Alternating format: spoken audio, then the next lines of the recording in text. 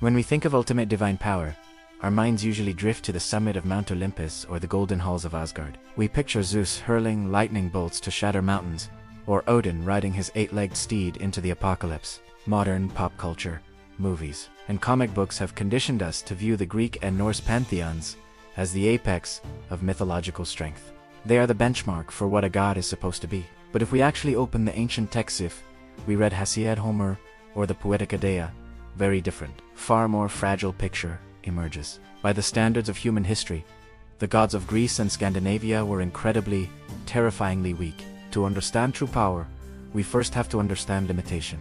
The gods of Olympus were not the creators of the universe. They were essentially trust fund kids who inherited the cosmos after violently overthrowing their parents, the Titans. Zeus did not weave the fabric of reality. He merely ruled over a localized patch of the earth, and his authority was constantly challenged. He could be tricked, he could be seduced, and he could be injured. When the Greek hero Diomedes clashed with Ares, the god of war, on the battlefield of Troy, he drove a spear into the god's stomach. Ares did not obliterate him with a thought. He screamed in pain and fled back to Olympus, bleeding golden eye. These were not omnipotent beings. They were essentially mortal, hyper-violent humans with superpowers, driven by petty jealousy and uncontrollable lust. But the greatest proof of their weakness was that they were not at the top of the cosmic hierarchy. Above Zeus, above Poseidon, and above Hades stood a force that even the king of the gods terrified. The Greeks called it Anank, or necessity, and its enforcers were the Moiraida fates. 3 ancient women spinning the threads of destiny in the dark. Zeus could not change a man's fate once it was spun. He was bound by the rules of a universe he did not create. He was a middle manager in the cosmic bureaucracy. The Norse gods were even more vulnerable. The Aesir and Vanir of Scandinavia were not truly immortal. They relied on magical apples to keep themselves young. They could lose limbs, they could lose eyes, and most importantly, they could die. The entire mythology of Northern Europe is defined by a deep, inescapable sense of doom. The gods know exactly how the world will end. They know that during Ragnarok Fenrir, the wolf will swallow Odin whole. They know Thor will die drowning in the venom of the Midgard serpent. They are powerful, yes, but their power is finite. They are fighting a losing battle against the inevitable heat death of their universe. So, if the lightning throwers of Greece and the warriors of Asgard are not the most powerful gods in human history, where do we look? To find true, terrifying, world-ending power, we have to travel further east, and much further back in time. We have to look at the civilizations that did not view their gods as flawed, relatable humans, but as massive, unfeeling engines of cosmic destruction. We have to look at the architects of the abyss. Before Athens, before Rome, there was Sumer. In the cradle of civilization, between the Tigris and Euphrates rivers, humanity built its first cities, and the gods they worshipped in the baking heat of Mesopotamia were entirely alien to the human-like deities of Europe. They were the Annunaki, and their power did not stem from their ability to throw lightning or swing a magic hammer. Their power stemmed from their absolute, chilling indifference to human life. To understand the Mesopotamian gods, you have to understand why they created us. In Greek myth, Prometheus created man out of clay because he loved us. In the Abrahamic faiths, God created man in his own image to watch over the earth. But in the ancient Babylonian epic, the the gods created humanity for one specific, humiliating reason. They were tired of doing chores. The lesser gods were forced to dig the rivers and tend the earth, and they staged a rebellion against the high gods. To settle the strike, the gods slaughtered a captive deity, mixed his blood with dirt, and created human beings. We were not made to be loved. We were biologically engineered to be slave labor. This brings us to Enlil, the Mesopotamian god of wind, air, and storms, and effectively the CEO of the earth. Enlil is the perfect embodiment of terrifying, institutional power. He didn't need to fight sea monsters or engage in epic duels to prove his strength. He possessed the tablets of destiny, giving him the authority to decree the fate of everything in the universe. But Enlil's most horrifying display of power is recorded in the Epic of Gilgamesh and the story of the Great Flood. Why did Enlil decide to wipe out the human race? Did we commit a grave sin? Did we stop worshipping him? No. According to the ancient clay tablets, humanity had simply multiplied too much, and we were making too much noise. Enlil could not sleep, so, with the casual annoyance of a homeowner calling an exterminator to deal with a wasp nest, he ordered the total annihilation of the human species.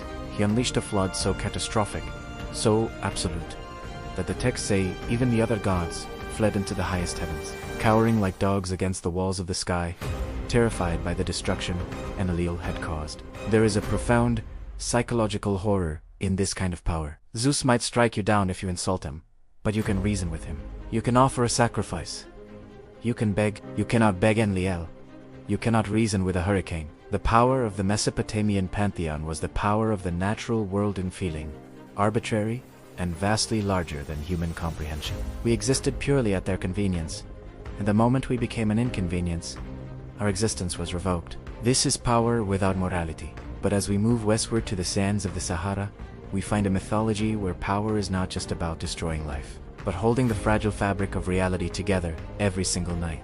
Stand on the banks of the Nile at midday, and you will understand why the Egyptians worshipped the sun. In a landscape surrounded by an endless, hostile desert, the sun is the absolute dictator of life and death. It dictates the growing seasons, the flooding of the river, and the rhythm of existence. But the ancient Egyptians did not just view the sun as a burning ball of gas. They viewed it as a god named Ara. And the power wielded by the Egyptian pantheon operates on a scale that makes the squabbles of Mount Olympus look like a bar fight. In Egyptian mythologies, power is not measured by physical strength or the ability to win a war. Power is measured by the ability to maintain the fundamental order of the universe. The gods of Egypt are not just rulers. They are the literal mechanics keeping the engine of reality running. Without them, the universe doesn't just fall into anarchy. It physically ceases to exist. This brings us to the most terrifying, high-stakes battle in all of ancient mythology. It is a war that does not happen once in a prophetic apocalypse, but every single night. When the sun sets, Ra does not go to sleep. He travels in his solar barge into the Duat, the Egyptian underworld, and waiting for him in the darkest depths of the abyss is Apep. Apep is not a god. He is the cosmic embodiment of Vis. He is depicted as a colossal serpent, stretching miles across the underworld, whose only desire is to devour the sun and return the universe to a state of dark, silent emptiness. Every night, Ra and his defenders must physically fight Apep.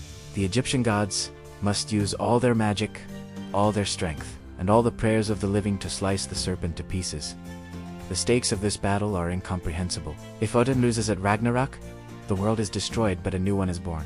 If Zeus is overthrown, another god takes his place. But if Ra loses to Apep, time stops. Light, Deus. The concept of existence itself is permanently deleted. The sheer, cosmic weight of this responsibility makes the Egyptian gods incredibly powerful. They are holding back the void. To help in this daily apocalypse, Ra employs gods of terrifying specialization. Sekhmet, the lioness, goddess of war and healing, when she was once unleashed upon the earth to punish humanity, her bloodlust became so uncontrollable that she nearly drank the human race into extinction, stopping only when the gods tricked her by flooding a field with beer dyed red to look like blood. This is the scale of Egyptian power. It is cosmic, it is absolute, and it is perpetually balanced on the edge of a knife. But across the Atlantic Ocean, in the dense jungles of Mesoamerica, another civilization also believed the universe was constantly trying to die, except their gods required a much darker, much more visceral fuel to keep the engine running. Cross the Atlantic, step into the dense, suffocating heat of the Mesoamerican jungles, and you will find a civilization that operated under a level of cosmic anxiety that makes the Norse apocalypse look almost peaceful. To the Aztecs, the end of the world was not a distant prophecy. It was a historical fact. According to their mythology, the universe had already died 4 times. They believed they were living under the light of the 5th sun, an era held together by a thread so fragile that it required constant, daily maintenance, and the gods who performed this maintenance wielded a terrifying, parasitic power that demanded the ultimate price. The gods of Olympus drank nectar and ate ambrosia to sustain their immortality. The gods of Tenochtitlan required something much darker. When the 4th sun was destroyed, plunging the world into absolute, freezing darkness, the gods gathered at the ancient, ruined city of Teotihuacan to create a new sun, to literally kickstart the engine of the cosmos. 2 gods had to physically throw themselves into a raging bonfire, but the newly born sun was static. He had refused to move across the sky, to give it the energy to move, to prevent the earth from burning up on one side and freezing on the other. The remaining gods had to sacrifice themselves, offering their own blood. Because the gods gave their blood to create the world, humanity was born carrying an infinite, unpayable debt. This brings us to Huitzilopochtli, the Aztec god of the sun and of war. Every single night Huitzilopochtli engaged in a brutal, cosmic war against the forces of darkness, his own sister, the moon goddess, and his 400 brothers, the stars. If he lost, the sun would not rise, and the universe would end. But to win, he needed fuel. He needed the most potent, concentrated life energy available. He needed human blood, specifically the beating hearts of captured warriors. This wasn't cruelty for the sake of cruelty. In the Aztec mind, it was basic cosmic physics. But even more terrifying than the sun god was the entity known as Tezcatlipoca, the smoking mirror. If Huitzilopochtli was the engine of the empire, Tezcatlipoca was the invisible, omnipotent force of destiny. He was everywhere and nowhere. He was the god of the night sky, of sorcery, and of the capricious, unpredictable nature of fate. Unlike Zeus, who could be hidden from Tezcatlipoca, saw everything through his obsidian mirror. He brought fortune, and he brought plague. He could raise a beggar to the throne and cast an emperor into the dirt just to amuse himself. He represented the absolute, terrifying helplessness of humanity in the face of random chance. The power of the Aztec gods was visceral. It was soaked in blood and obsidian. It was a power that held a knife to the throat of humanity every single day. But to find the absolute pinnacle of mythological power, we must leave the physical world behind and confront a scale of reality that breaks the human mind. If you want to measure the power of a god, look at how they perceive time. For the Greek gods, 1,000 years is a long time. For the Norse gods, time is a straight line marching toward a snowy doom. But if you open the ancient Vedic texts of India, you encounter a concept of time so vast, so astronomically massive, that it rivals the calculations of modern astrophysics. In Hindu mythology, we are no longer dealing with gods who rule a single planet, or even a single universe. We are dealing with the architects of the multiverse. To understand this power, we must look at the Trimurti, the supreme trinity of Hindu cosmology, consisting of Brahma, the creator, Vishnu, the preserver, and Shiva, the destroyer. Let us start with scale. In Western mythologies, the universe is created once. In Hinduism, creation and destruction are an endless, repeating cycle. This cycle is measured in kalpa. A single kalpa, just one day in the life of Brahma, the creator, is equivalent to 4.32 billion human years. During this day, life flourishes. But when Brahma goes to sleep, the universe dissolves into a state of suspended animation for another 4.32 billion years. Brahma lives for 100 of his years. That is 311 trillion human years. And when he dies, even he is reborn. But Brahma is just the beginning.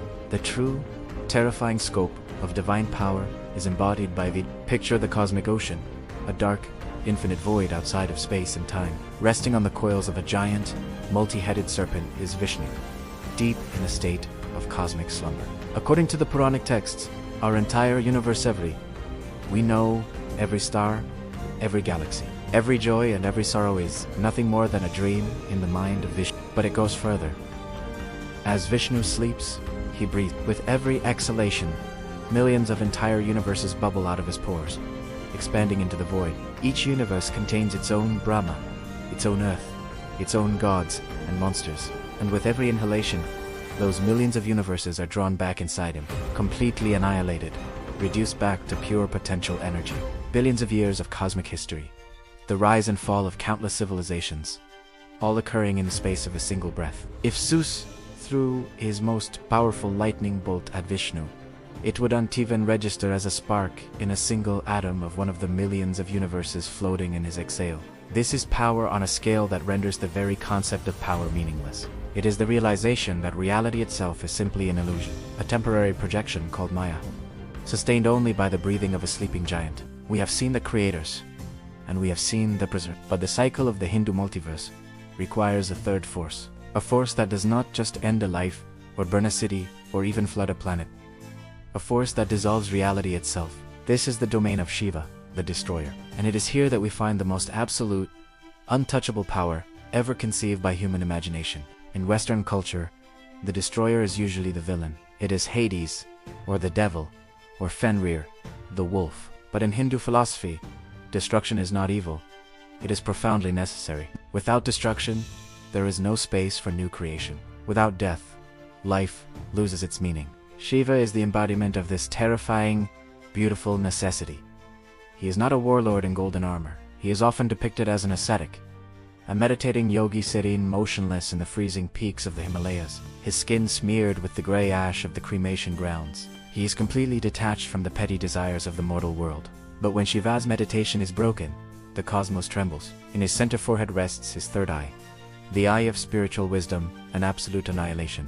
According to myth, when the god of desire Koma tried to distract Shiva from his meditation, Shiva did not draw a sword or hurl a spear. He simply opened his third eye and looked at him. The sheer, concentrated power of that gaze instantly reduced Kama to a pile of ash. To be looked at by the third eye is to be erased from existence. Yet Shiva's ultimate display of power is not an act of war. It is a dance. It is called the Tandava, the cosmic dance of destruction. When the lifespan of the universe has run its course, when the 4.32 billion years of Akulpa have ended, Shiva steps into the center of the cosmos, surrounded by a ring of cosmic fire. He begins to dance. With his rhythmic movements, the fabric of space and time begins to unravel. Mountains crumble, oceans boil into vapor, and the stars fall from the sky. He does not destroy with anger or malice. He destroys with the serene, perfect rhythm of a master dancer completing a performance. And from this dance, an even fiercer aspect of cosmic energy emerges. Kali, the Dark Mother, the goddess of time, change, and ultimate destruction. She is the raw, unbridled energy of Shiva.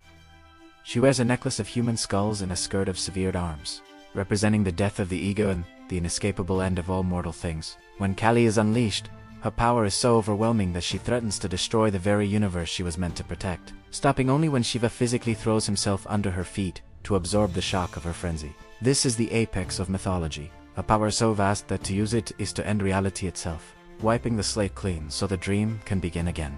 We have looked at gods who wield lightning, gods who demand human hearts, and gods who dream entire multiverses into existence. But if we dig to the absolute bedrock of human mythology, we find a force even more powerful than a god. We find the entity that the gods themselves are afraid of. Before there was light, before there was time, before there was a creator to breathe life into the dust, there was only one thing. In every major mythology across the globe, the ultimate terrifying power is the same: the void. When you read the ancient texts, you realize a chilling truth. The gods we worship did not create the universe from nothing. They merely organized a pre-existing chaos. In Greek mythology, before Zeus, before the Titans, there was Causa, dark, yawning chasm of formless matter. In Egyptian myth, before Ra brought the sun, there was Nanda, infinite, suffocating, lightless waters of the abyss. In Norse mythology, before Odin built the earth from the bones of a giant, there was Gnangapta, yawning void of freezing mist and primordial fire. The gods are not the ultimate authority. They are trespasser. They build their little islands of order and light in the middle of an endless, hostile ocean of nothingness. This formless void is the true apex of mythological power, because it cannot be fought. You cannot negotiate with the abyss. It has no personality, no desires, and no malice. It simply exists, waiting patiently to reclaim what was taken from it. The gods of Olympus, the architects of Babylon, and even the cosmic dancers of India all share the same underlying anxiety: the knowledge that their creation is temporary, the void is eternal. It was there before the first star ignited, and it will be there long after the last god closes their eyes. This is why the gods are so desperate for our worship, our blood, and our sacrifices.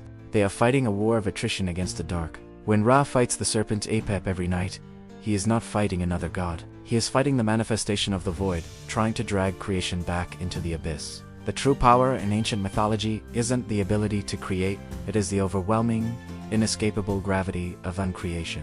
The void is the silent, unbeatable champion of every religion. It never strikes a blow.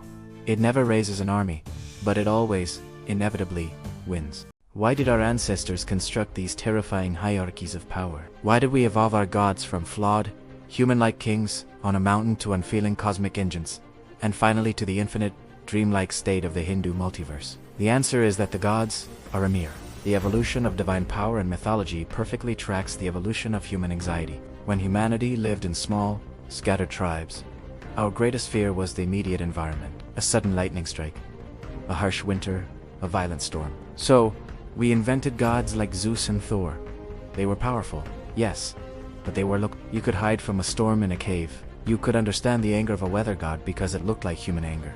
But as we built massive cities, as we developed agriculture, and relied on the predictable cycles of nature, our fears grew larger. We stopped fearing the single lightning bolt and started fearing the failure of the entire system. What if the river doesn't flood?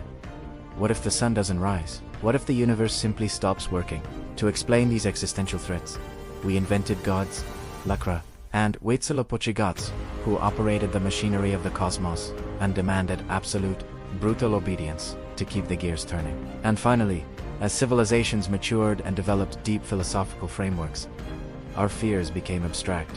We stopped fearing just physical death and started fearing the meaninglessness of existence. We looked up at the night sky, realized how impossibly vast the universe was, and felt the crushing weight of our own insignificance. To process that cosmic dread, the sages of ancient India conceptualized Vishnu and Shiva, a power so unfathomably huge that our entire reality is just a fleeting thought in the mind of a sleeping giant. The most powerful god in mythology is not a single name or a single face. It is the changing face of our own terror. We built these towering, omnipotent figures to give a name to the things we cannot control. We would rather believe that the universe is ruled by a bloodthirsty tyrant or a sleeping cosmic entity than accept the alternative, that we are completely alone on a fragile rock hurtling through a cold, indifferent void with no one steering the ship. The power of the gods is simply the power of the dark, given a mask we can comprehend. Thank you for exploring the darkest corners of ancient mythology with us. If this video changed how you look at the gods of old, please leave a like that helps us keep the engine of this channel running. I want to hear your verdict in the comments. Which mythology do you think has the most terrifyingly powerful concept of the divine?